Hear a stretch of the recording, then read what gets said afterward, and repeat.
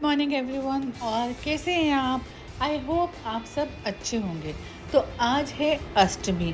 सुबह उठते सार ही शुरू हो जाता है हम लोगों का काम किचन का। बट आज तो स्पेशली हमें प्रसाद बनाना है।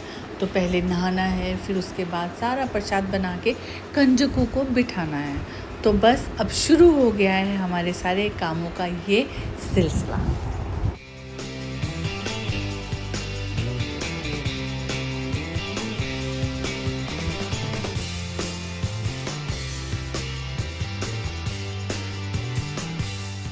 था कि जल्दी से जल्दी जितना जल्दी हो सकता है ना मैं प्रसाद बना लूँ, क्योंकि मुझे ये भी था कि कंजकें फिर बाद में नहीं मिलती। तो मैंने फटाफट से पूरियाँ बना ली, पूरा मतलब प्रसाद बना लिया, छोले बना लिए मतलब काले चने जो प्रसाद के होते हैं, हलवा बना लिया। अब इसके बाद मैं वेट कर रही थी, मैंने वैसे तो पूजा कर ली थी लेकिन मैं वेट कर रही थी कंजकों का। तो कंजके जो है ना वो मतलब थोड़ा सा टाइम लगा था, क्योंकि दूर से आ रहे थे, क्योंकि आसपास जो भी बच्चे थे या तो वो बिज़ी थे या उनको कहीं पर जाना था। तो मैं बस भगवान जी के सामने बैठकर अपनी सारी पूजा करने के बाद इंतज़ार कर रही थी कंजकों का।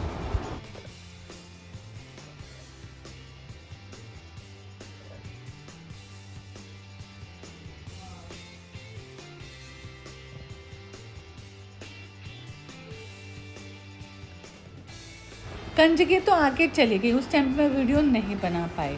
तो लेकिन एक्चुअली में मैंने प्रसाद कुछ जो है ऐसे बॉक्सेस में डाल दिया कि जो नहीं आ सके थे उन बच्चों के घरों में पहुंचाने के लिए, क्योंकि कई बार होता है ना कुछ बच्चों के काम होते हैं या कुछ चीज़ें होती है जिसकी वजह से वो नहीं आ पाए। तो मुझे फिर ये था कि मैं उनके घर जाकर उनको वो प्रसाद दे आऊँ। अब उसके बाद मैं तैयारी कर रही थी अपने घर मायके जाने की, लक्ष्मी नगर। एक्चुअली मैं मन कर रहा था कि मम्मी से, भैया से, सबसे मिलकर आऊँ। तो फिर मैंने प्लानिंग कर ली लक्ष्मी नगर जाने की। जब भी कुछ वक्त गुजर जाता है ना, मतलब जब भी कुछ वक्त निकलता है तो मेरा मन करता है अपने आप, चाहे ससुराल जाना हो मुझे या मुझे मायके जाना हो, तो मैं प्लानिंग ज़रूर करती हूँ। ससुराल में भी मुझे इतना प्यार करते सब लोग, तो मेरा मन करता है वहाँ जाने का, सबसे मिलने का। मायके में भी जब बहुत दिन हो जाते हैं मम्मी से मिले हुए, भैया से मिले हुए, भाभीयों से मिले हुए, तो मन करता है कि नहीं अब मुझे मतलब जाना चाहिए। तो मैं अपने आप ही प्लानिंग करती हूँ और हस्बैंड को बोलती हूँ कि हाँ मैं जा रही हूँ।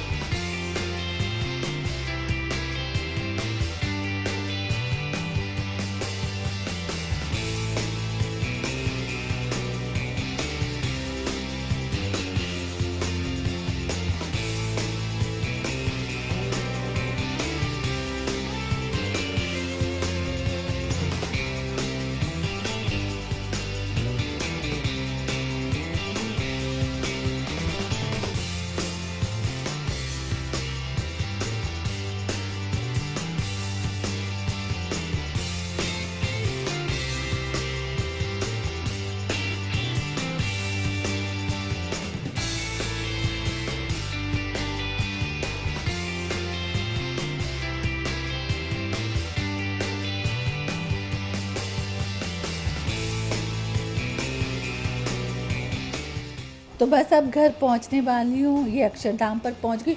अक्षरधाम से सिर्फ 5 मिनट का रास्ता है मेरे घर का।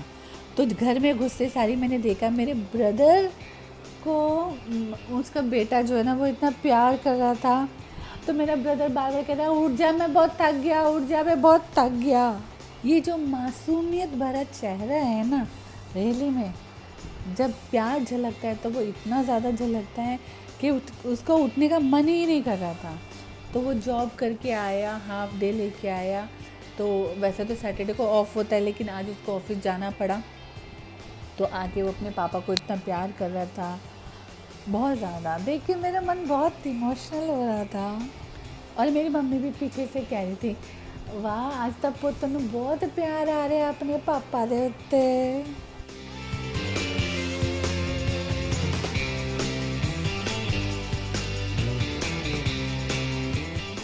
मम्मी भी बस थोड़ा सा चलने फिरने में उनको दिक्कत प्रॉब्लम होती है।